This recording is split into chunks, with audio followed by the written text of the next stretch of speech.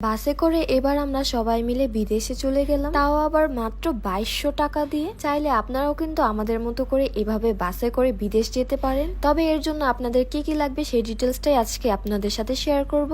আসসালামু আলাইকুম সবাইকে, আমি লামিয়া মুস্কান। আজকে আমরা যে বাসটি দিয়ে ইন্ডিয়া যাচ্ছি সেই বাসটির নাম হচ্ছে রয়্যাল কোচ। এখানে আমরা টোটাল সবাই মিলে 6 জন ছিলাম। আর এই বাসের সাইজটা কিন্তু মোটামুটি বেশ বড়ই ছিল। সবকিছু এখানে মোটামুটি ঠিক থাকলেও একটা জিনিস আমার কাছে একদমই ভালো লাগেনি, কারণ এই বাস জার্নিটা কিন্তু খুব একটা কমফোর্টেবল ছিল না। বিশেষ করে লং ট্যুরের জন্য এই সিটগুলো একদমই পারফেক্ট ছিল না। আর আজকে আমরা এই বাসটাতে উঠি আরামবাগ থেকে। আর আজকে যেহেতু দুই বন্ধু একসাথে অনেকদিন পর ট্যুরে যাবে, তারা দুজন কিন্তু অনেক অনেক হ্যাপি ছিল। আরামবাগ পৌঁছানোর পরেই কিন্তু আমরা অনেক ধরনের বাসই এখানে দেখতে পেয়েছি। এখানে কিন্তু স্লিপার কোচ থেকে শুরু করে ডাবল ডেকার সব ধরনের বাসই কিন্তু অ্যাভেলেবেল ছিল। তবে আমরা যেহেতু ডাইরেক্ট ইন্ডিয়া যাব, তাই যে বাসটা ডাইরেক্ট ছিল সেটাতেই উঠেছিলাম। মূলত আজকে আমাদের বাস ছাড়ার টাইম ছিল 11টা বাজে। তবে আমরা আমাদের গন্তব্যস্থলে আরো আগে এসে পড়ি।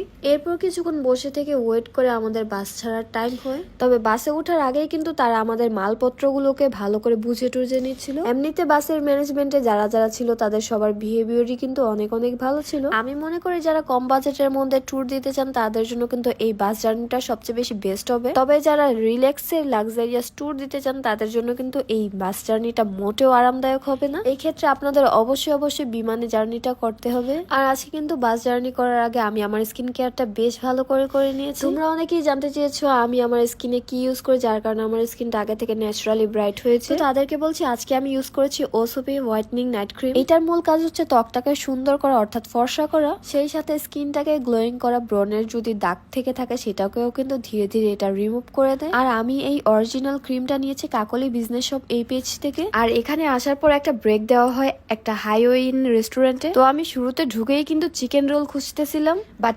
আনফরচুনেটলি সেটা আমি কোথাও খুঁজে পাচ্ছিলাম না। এখানে ছিল বার্গার, স্যান্ডউইচ, দই, এইসব ধরনের জিনিস। তবে আমি বলবো চিকেন রোলটা না থাকার কারণে একটা জিনিস আমার জন্য ভালোই হয়েছে। নর্মালি হাইওয়েতে কোনো বাস যদি ব্রেক দেয় সেক্ষেত্রে কিন্তু আমি কোনো প্রকার ভাত টাত খাই না। আমি বেশিরভাগ ক্ষেত্রেই কিন্তু ফাস্টফুড আইটেম খেয়ে থাকি। এখানে আজকে আমি চিকেন রোল না থাকার কারণে ভাত, গরুর মাংস আর হচ্ছে ডাল খেয়েছি। ভাইরে ভাই, তাদের দেয়া গরুর মাংসটা এত টেস্টি ছিল যে কি আর বলবো। আমার কাছে তাদের এই গরুর মাংসের টেস্ট খুবই ভালো লেগেছে। তবে এই গরুর মাংসের প্রাইসটা একটু বেশি ছিল, পার প্লেট ছিল 250 টাকা করে। যাই হোক, এখানে থাকা ডাল থেকে শুরু করে গরুর মাংস সবই কিন্তু অনেক মজার ছিল। হয়তো বা প্রাইসটা একটু বেশি, বাট তৃপ্তি সহকারে আমরা সবাই খেয়েছি। আর এখানে আমাদের 5 জনের বিল এসেছিল টোটাল 1384 টাকা। আর হ্যাঁ, এটা ছিল মুরগির মাংসের প্লেট। আমরা এটা কেউ টেস্ট না করার কারণে এটা আবার রিটার্ন করে দেওয়া হয়। এরপর আমরা খাওয়া দাওয়া শেষ করে আমরা আবারও দ্রুত বাসে ব্যাক করি, যেহেতু আমাদের টাইম ওভার হয়ে যাচ্ছিল। বাসে ব্যাক করার পর তারা আমাদেরকে একটা স্টিকার লাগিয়ে দেয়। আর এটা ছিল একটা রয়্যাল কোচের স্টিকার। কিছুক্ষণ পরেই আমাদের সবার থেকে পাসপোর্ট জমা নেয়। পাসপোর্ট জমা নেওয়ার সময় এখানে থাকা কভার গুলো আমরা আবার খুলে দিয়েছিলাম। আর এখানেই হচ্ছিল মূল কাজটা। এখানে কিন্তু বর্ডার ক্রসিং এর সময় তারা অনেক কিছুই করেছিল। আর আমাদের থেকে পার পার্সন 1200 টাকা করে খুব সম্ভবত ট্রাভেল ট্যাক্স নিয়েছিল। তো এই তো বলতে না বলতে কিন্তু আমরা যশোরের বেনাপোল বর্ডারে এসে পড়েছি।